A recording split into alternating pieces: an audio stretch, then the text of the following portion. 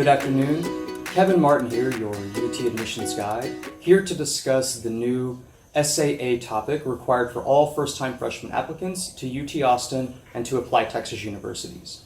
So all students must write one long essay answering the prompt. Tell us your story. What unique opportunities or challenges have you experienced throughout your high school career that shaped who you are today? In the previous video, I gave a brief overview of some thoughts on SAA, and in this video, I want to look at the specific terms and phrases in the essay, break them down, reinterpret them in some ways to give you hopefully some food for thought to expand the range of possibilities and possible submissions and maybe jog some brainstorming that will help you address and then eventually draft and submit your essay on this prompt.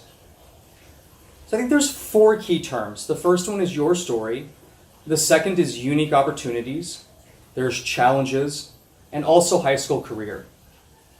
My first piece of advice is to reframe the prompt. Instead of getting bogged down on telling your story, let's reframe it by tell a story or tell any story. Again, you're writing a 600 to 700, 750 word response, so you just need to be interesting for a page and a half or 2 pages. You don't have to write your autobiography. You don't have to tell your life story from the womb up until the breakfast that you had this morning. So don't focus on telling everything about your life, but just 1 or potentially 2 stories that directly relate to the prompt. My second piece of advice is to redefine the phrase unique opportunities. With the old SAA discussing an environment in which you were raised, students would tell me, well, I haven't been raised in an interesting environment, I don't have anything to discuss. And I think that I've already seen some commentary online for students who are putting forward the same type of attitude, where they just don't have anything interesting to share. So if you don't like the word unique, let's redefine it. So consider discussing any special opportunities, entertaining experiences, a bizarre experience. Maybe you've done something uncommon, perhaps uninteresting. You could share a surprising story. You could also discuss something paradoxical, uncanny, or just simply different that may be of interest to your reviewers. Again, the thing you want to avoid the most is being boring.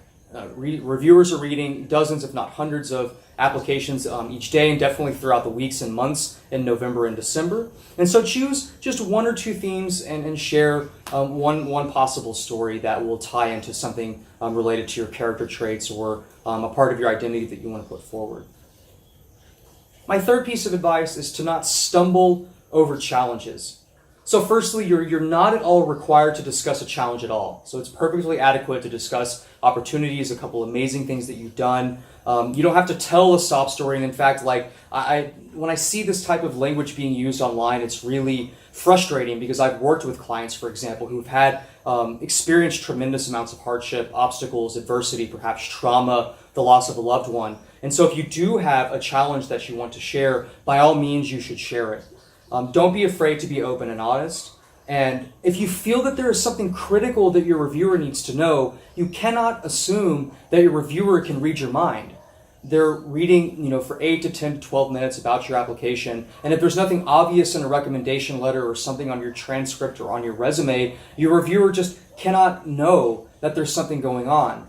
The thing that you want to avoid is in the spring, if you receive an unfavorable admissions decision, and I get literally dozens of these emails in February and March where students will tell me, oh, I had this really crazy thing that happened, the summer after my junior year or throughout my sophomore year with my family or an illness or a condition, but I was just too shy or too afraid or not comfortable enough sharing myself or expressing that story to, an anonymous admissions reviewer, but there's nothing you can do after the fact. So if you try to appeal with something that happened 6 months or a year before, it's unlikely that anything is going to change for you. So if you do have a challenge, definitely discuss it. And if you don't, have anything to discuss, that's okay too. My last piece of advice is to broaden the definition of a high school career. So I kind of preferred the language of the former SAA where you're discussing an environment because I think high school career can seem very narrow, but I think that there's a much broader interpretation and possibilities here because your experiences are not simply confined narrowly to the classroom. I think a high school career can reasonably include any extracurricular activities in school or out of school. They can include community involvement or some type of service or commitment outside of your class that may not be directly involved with your classmates. It can certainly include research. So some students have research opportunities either through an independent study course in their high school. It could also be research through a professor or a local medical school, for example, or even a project that you've completed during an internship. And of course, if you're committing yourself to an internship or another professional opportunity, that can very easily fit into a narrow definition of career. But it can also obviously include classroom experiences. So you could tell a story about a group project, a science experiment, perhaps your favorite research paper or poem that you wrote or an essay.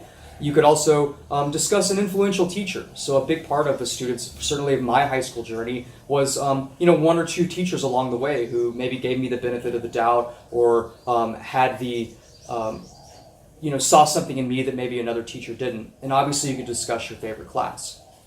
I think especially if your interests have been going on for a long time, I think this is common with music, with sports, and also with nowadays it seems like technology and computer science and programming. Don't be afraid to move that timeline back a little bit and discuss early interests in elementary or middle school that come through throughout your high school career. And so these are my 4 tips I wanted to discuss today: reframing and reshaping an interpretation of your story, unique opportunities, challenges, and a broader definition of a high school career.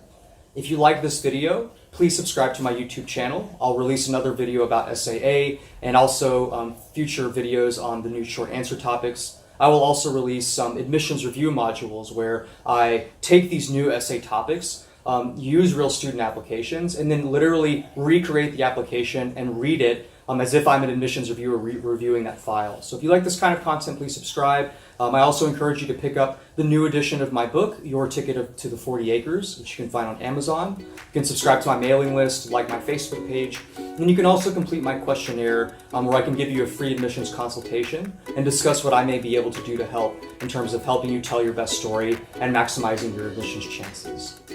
Thanks, and I hope you have a great day.